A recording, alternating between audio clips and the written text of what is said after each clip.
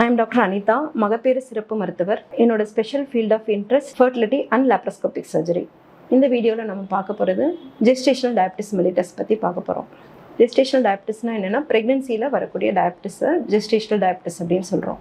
இது முன்னாடி ஒரு 10-20 வருஷத்துக்கு முன்னாடிலாம் பார்த்தீங்கன்னா இந்த ஜெஸ்டேஷனல் டயபிட்டிஸோட இன்சிடென்ஸ் 5% இருந்தது. இப்போ வந்து ஒரு ஆல்மோஸ்ட் 17 to 20% அப்படிங்கிற இன்சிடென்ஸில் வந்து நிற்கிது. ஸோ ஃபார் எக்ஸாம்பிள் என்னோட ஒவ்வொரு ப்ரெக்னென்ட் பேஷண்ட்டில் 5 ப்ரெக்னென்ட் பேஷண்ட்டுக்கு ஒரு ப்ரெக்னென்ட் பேஷண்ட் டயபிட்டிஸ் அப்படிங்கிற ஒரு கணக்கில் இருக்குது. ஸோ இதோட இன்சிடென்ஸ் வந்து ரொம்ப அதிகமாகிடுச்சு. ஸோ இதை வந்து எப்படி கண்டுபிடிக்கிறது, இதனால் என்னென்ன ப்ராப்ளம்ஸ் வருது, பேபிக்கு வந்து வருது, எப்படி வந்து ஓரளவுக்கு நம்ம அதை கண்ட்ரோல்குள்ளே வச்சுருக்கிறது அப்படிங்கிறத பற்றி இந்த வீடியோவில் பார்க்குறோம்.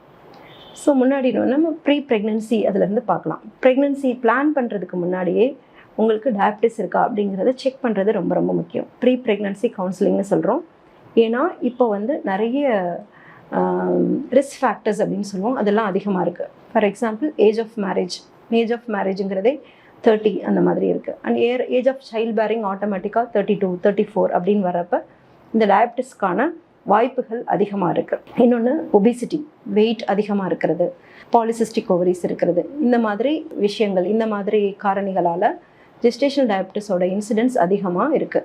ஸோ இது ப்ரெக்னென்சிக்கு முன்னாடியே உங்களுக்கு டயபிட்டிஸ் வரக்கூடிய சாத்தியக்கூறுகள் இருந்ததுன்னா உங்களோட டயட் அண்ட் ப்ராப்பராக லைஃப் ஸ்டைல் சேஞ்சஸ், ஃபிசிக்கல் ஆக்டிவிட்டிலாம் பண்ணி ஓரளவுக்கு நீங்கள் அதை டயட் கரெக்ட் பண்ணுறதுனாலையும் உடல் பருமனை குறைக்கிறதுனாலையும் ப்ரெக்னென்சி டயபிட்டிஸ் நீங்கள் ப்ரெக்னென்சிக்குள்ளே என்ட்ரு ஆனதுக்கப்புறமா டயபிட்டிஸ் வர்றதையே தடுக்க முடியும். ப்ரெக்னென்சி டயபிட்டிஸ் வந்தால் அதுக்குரிய மெடிசின்ஸ் அப்படிங்கிறது ரொம்ப ரொம்ப கம்மி. Mostly people will be recurring insulin. So அந்த இன்சுலின் அப்படிங்கிறத நீங்கள் ப்ரெக்னென்சியில் அவாய்ட் பண்ணோம் அப்படின்னா நீங்கள் ஹெல்தி லைஃப் ஸ்டைல் பண்ணுறவங்களுக்கு ஓரளவுக்கு இந்த இன்சுலின்லேருந்து தப்பிக்க வாய்ப்பு இருக்குது. ஓகே, ப்ரெக்னென்சி வந்ததுக்கப்புறமா டயபிட்டிஸ் இருக்கிறத நம்ம கண்டுபிடிக்கிறோம். எப்படி கண்டுபிடிக்கிறது அப்படின்னு பார்த்தீங்கன்னா ஜிடிடி அப்படிங்கிற ஒரு டெஸ்ட் மூலமாக கண்டுபிடிக்கிறோம். ஜிடிடினா என்னென்னா குளுக்கோஸ் கொடுத்து அவங்களுக்கு பிளட் டெஸ்ட் எடுக்கிறது. குளுக்கோஸ் கொடுத்துட்டு குளுக்கோஸ் குடிக்கிறதுக்கு முன்னாடியும் பின்னாடியும் நம்ம பிளட் டெஸ்ட் எடுக்கிறோம். இதில் இருக்கக்கூடிய வேல்யூஸ் அதிகமாக இருந்தது அப்படின்னா இவங்களுக்கு ப்ரெக்னென்சி டயபிட்டிஸ் இருக்குது அப்படிங்கிறத பிராண்ட் பண்ணுறோம். ஃபர்ஸ்ட் எடுத்த உடனே இன்சுலினோ மெடிசின்ஸோ கொடுக்க மாட்டோம். ஃபர்ஸ்ட் வந்து மீல் பிளான் அப்படிங்கிற ஒரு அட்வைஸ் பண்ணுவோம். மீல் பிளான் மூலமாகவே நம்ம நிறைய விஷயங்களை கரெக்ட் பண்ண முடியும். இங்கே நாங்கள் வந்து we have an excellent diet programme, dietitians வச்சுருக்கோம். அவங்கக்கிட்ட நீங்கள் போனீங்கன்னா கரெக்டாக உங்களுக்கு இந்த மீல் பிளான் மூலமாக ஓரளவுக்கு வந்து டயபிட்டிஸை எப்படி குறைக்கலாம் அப்படிங்கிற ஒரு வழிமுறைகள் கிடைக்கும். அவங்க ஃபர்ஸ்ட் ஒரு கவுன்சிலிங் எடுத்துக்கோங்க.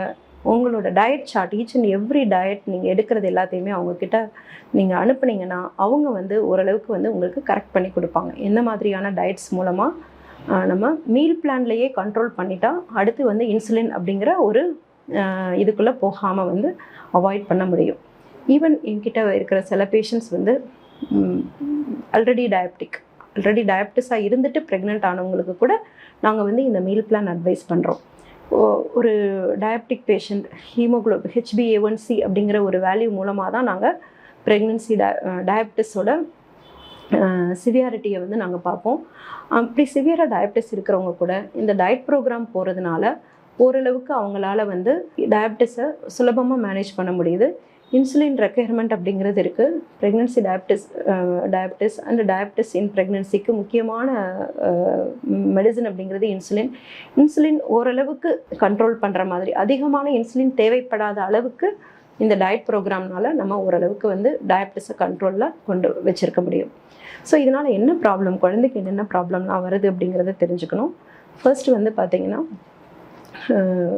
உங்களுக்கு அந்த பேபிக்கு போகக்கூடிய அந்த குளுக்கோஸோட லெவல்ஸ் வந்து ஃப்ளக்சுவேட் ஆகும். திடீர்னு அதிகமாகும், திடீர்னு கம்மியாகும். இதனால் வந்து குழந்தை வந்து நார்மல் வெயிட்டை விட அதிகமான வெயிட், மேக்ரோசோமியோன்னு சொல்லுவோம், அதிகமான வெயிட் வரதுக்கு வாய்ப்பு இருக்குது.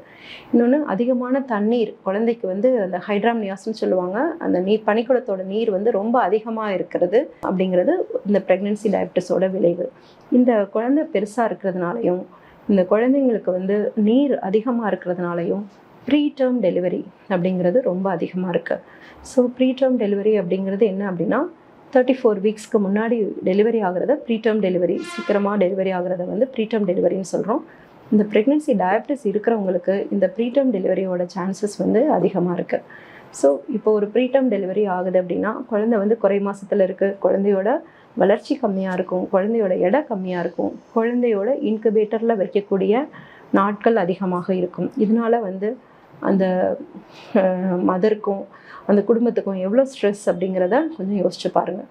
ஸோ ஒரு ப்ரிவென்ஷன் ப்ரெக்னன்சி டயபிட்டிஸ் அப்படிங்கிறது என்னன்றது தெரிஞ்சுக்கிறது மூலமாகவும் அதை கரெக்டாக வந்து நம்ம சுகர் கண்ட்ரோல் வைக்கிறது மூலமாகவும் சுகர் கண்ட்ரோல் பண்ணி அந்த கண்ட்ரோலுக்குள்ளே இருக்கிறது மூலமாகவும் இந்த அளவுக்கு இருக்கக்கூடிய பிரச்சனைகள் எல்லாத்தையுமே நம்ம ஓரளவுக்கு தடுக்க முடியும். தேங்க்ஸ் ஃபார் வாட்சிங் திஸ் வீடியோ.